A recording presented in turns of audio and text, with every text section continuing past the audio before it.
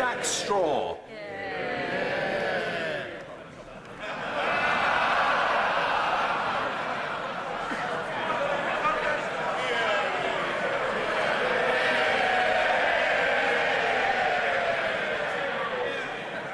Mr. Speaker, may I join the Right Honourable Gentleman in paying tribute to the British servicemen who've been killed in Afghanistan in recent days. Marine Jonathan Crooks from 40 Commando Royal Marines and Senior Aircraftsman Kim Nicky Griffiths from the RAF Regiment, who both died on Friday, and Sergeant David Monkhouse from the Royal Dragoon Guards and Staff Sergeant Brett Linley from 11 Explosive Ordnance Disposal Regiment, the Royal Logistic Corps, who both died on Saturday. These were very brave men who lost their lives in the service of their country, our country. We salute their courage, and we will always honour their memory and sacrifice which they have made for us. And I join too very much with the Right Honourable Gentleman in sending our deep condolences to the family, the comrades and friends of these brave service personnel. Mr. Speaker, we welcome the Kabul conference, which the Foreign Secretary has attended, and hope that it does indeed lead to positive improvements in the lives of the people of Afghanistan. The Prime Minister has said that he wants to see United Kingdom combat troops withdrawn by 2014. Could I ask the Right Honourable Gentleman whether that commitment is unconditional, or will it depend on the circumstances on the ground at the time? Can I first welcome the Right Honourable Gentleman to the dispatch box. I look forward to answering his questions. This is the first time a Liberal leader has been here in this position since the 1920s, which,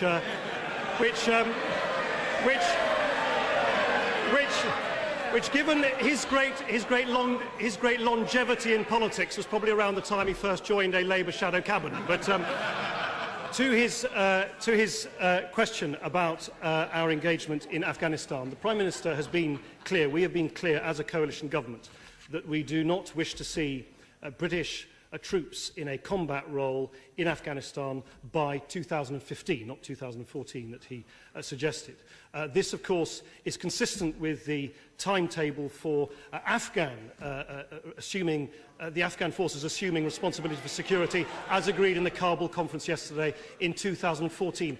No timetable can be chiselled in stone, but we are absolutely determined, given how long we've been in Afghanistan, given that we are 6 months into an 18-month military strategy, embarking on a new political strategy, that we must be out in a combat role by 2015. Jack Straw. Well, I'm very grateful to the Right Honourable Gentleman, Mr. Speaker, for his welcome for this appearance of mine, probably my one and only appearance.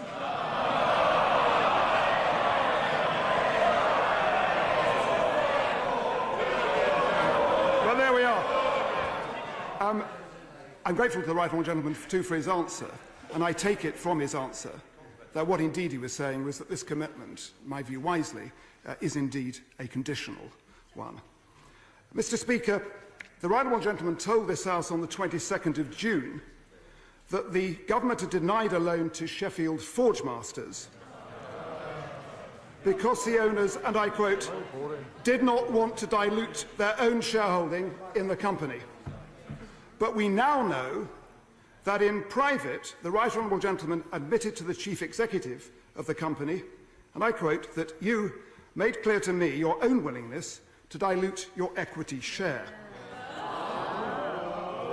Now, Mr. Speaker, yesterday my right honourable friend, the Shadow Business Secretary, asked you about this, and you ruled that if a minister makes a factual error in a statement to the House, it is preferable that he or she should correct that error in the House. Will the Right Honourable Gentleman now correct this error? First, lest there's any confusion on the vital issue of Afghanistan, which I hope will continue to enjoy cross-party support, let me be absolutely clear that we will see our troops withdrawn from Afghanistan from a combat role by 2015. That is what we are determined to see happen. On Sheffield Forgemasters, Mr. Speaker, the Right Honourable Gentleman knows that the problem was simply one of affordability. Lord Mandelson was writing out cheques to companies like Forgemasters, which he knew would bounce. All the while writing in his memoirs, I quote, we were deep in a pit of debt and still digging. That was what was wrong. What was wrong to pretend that there could be government assistance for a great company like Sheffield Forgemasters when, as the former Chief Secretary of the Treasury said, there was no money left. Well, Mr. Speaker, I find it surprising that the Deputy Prime Minister, who has preached the importance of open and transparent and honest politics, cannot even bring himself to correct the record of something that was plainly wrong.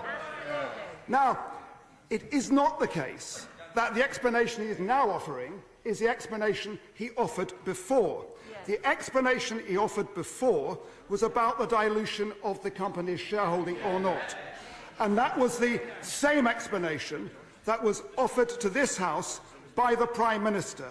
The question is, the Prime Minister told this House on the 7th of July, the question is whether it is an appropriate use of taxpayers' money to give it to a business which could raise that money by diluting its shareholding. Now that it is clear that the basis on which both he and the Prime Minister made the decision to refuse the loan was simply wrong, will he reconsider that decision? That wasn't a question, it was a sort of dissertation. Mr. Speaker, he talks about openness and transparency. What would have been more open and transparent would have been if Lord Mandelson and his government had admitted there's no money. And by the way, don't take it from me. Don't take it from me. I think it was summed up rather well by one of the workers in Sheffield Forgemasters who... I must appeal for calm. I can see members ranting at the tops of their voices at the Deputy Prime Minister. It is wrong and it must stop. Whatever the feeling, it must stop. The public detest it and so do I. The Deputy Prime Minister. If he thinks that's a lot of noise, he should try it from there. It's even worse. Let me cite what a worker working in the shop floor of Sheffield Forgemasters said in the Sheffield Star just last week. On a visit to Sheffield Forgemasters by Lord Mandelson, he said, I asked Lord Mandelson if the country was near to bankruptcy, where would the money come from? He turned away to speak to my gaffer. I asked him again, and he said very... Order, I'm sorry to have to interrupt the Deputy Prime Minister, but this is in itself very discursive, and it is not relevant to the precise responsibility of a member of the government. So we'll leave it... Order, I don't require any guidance. We'll leave it there. Jack Straw. Conservative MPs complaining that's outrageous. Mr. Speaker, well, let us just come on to this issue of affordability. Not the reason he or the Prime Minister gave originally, but let's look at the issue of affordability. He says that he's concerned about affordability, but for a start, this is a loan, not a grant, to help Sheffield Forgemasters build Britain's future in low-carbon manufacturing. He's not prepared to make this loan, but why is he prepared to acquiesce in the spending of £550 million a year on so-called tax breaks for marriage, a policy which he himself describes as patronising drivel? Mr. Speaker, the Right Honourable Gentleman is living in complete denial. When we came into government, we discovered that the structural deficit was £12 billion worse than he had led us to believe. His government had announced £50 billion worth of cuts without having the decency to tell the British people what you were going to do about it. And the former Chancellor, we now discover from Lord Mandelson's infinitely helpful memoirs, had actually planned to increase VAT, lower tax for people on low pay, and cut corporation tax. Does that sound familiar? Yes, it does. We had to do it. They didn't have the courage to do it. Mr. Speaker, I note that the Right Honourable Gentleman didn't say a word about his acquiescence in spending £500 million a year on marriage tax breaks, which he himself has criticised. And no wonder, Mr. Speaker, that his noble and newfound friend, Lord Ashcroft, says today says today, and I quote, even in the... Order! I want to hear what the noble lord has been saying. Let's hear it. Jack Straw, there's far too much noise. Jack Straw. Says today, even in the Liberal Democrat-held seats, less than a quarter of voters thought the Liberal Democrats were having a significant impact on the government's agenda. And don't we have it here, Mr. Speaker? First, the right honourable gentleman blamed the cancellation of the loan on the company's unwillingness to dilute the shareholding. Then he said it was unaffordable. Last week, he told the Yorkshire Post that Sheffield Forge Masters didn't need a loan after all. I'm not surprised they're baying, because this is one excuse after another. He said, Forge... Conservatives are protesting to the Speaker. Order! Order! Members are beside themselves. I'm quite worried about their health. They really do need to calm down. Order! But I simply say to the right honourable gentleman that I do want there to be some time for backbench members. Mr. Jack Straw. He said to the Yorkshire Post, Forge Masters can find the money for expansion elsewhere. Now we know that they cannot find that money, as they said yesterday. Hasn't the whole edifice of his argument been demolished? And why on earth will he not reconsider this ludicrous decision? Thank heavens this is going to be the last time he's at a dispatch box like this. It seems to me he needs to go away and practice a bit more. Speaker, he talks about impact. Let me just ask him this. Why did his government do nothing to sort out the banks who were not prepared to offer a decent loan at reasonable rates to Forge Masters? We imposed the levy, his government did not. Why is it that pensioners had to wait until this coalition government came into power to restore the earnings link, which he failed to do for 13 years? Why is it that his party scrapped the 10p tax rate? We have taken 800,000 people on low pay out of paying tax altogether.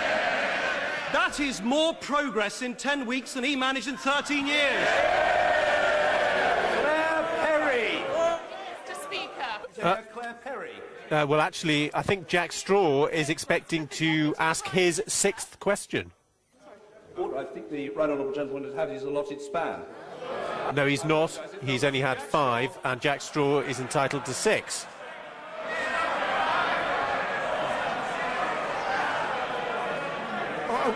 With apologies to the honourable lady for devices, Mr. Speaker. Mr. Speaker, just over a month before the election, the right honourable gentleman warned about the dangers of the kind of policies he's now following. He said, just imagine the reaction of my constituents in southwest Sheffield.